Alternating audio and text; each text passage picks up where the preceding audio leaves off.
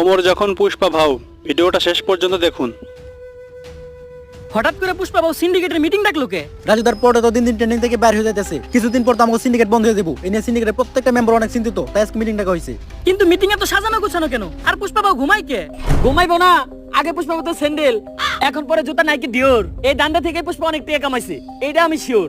পুষ্পা তো নিজের বাড়ি বানাই লাইছে, আর আমরা এখন থাকি ভাড়া। এই সিন্ডিকেট বন্ধ হলে পুষ্পার তো কিছু হইব না, আমরাই কেমন মারা। এটাই বাস্তব। চুপ!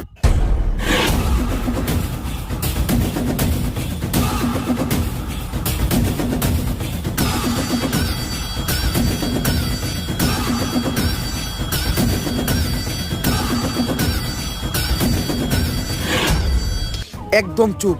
পুষ্পা বাবু যখন করবো ঘেউ, তখন সবাই চুপ থাকবো, কথা কইব না কেউ। কিন্তু বাউ গেও তো কুত্তাই করে।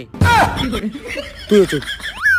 এই সিন্ডিকেট বন্ধ হইলে তোরা যেমন ক্ষতিগ্রস্ত হবি, তেমন আমিও কষ্ট পাবো। কারণ এই সিন্ডিকেট হলো পুষ্পার সন্তানের মতো, পুষ্পা হইলে সিন্ডিকেটের মা।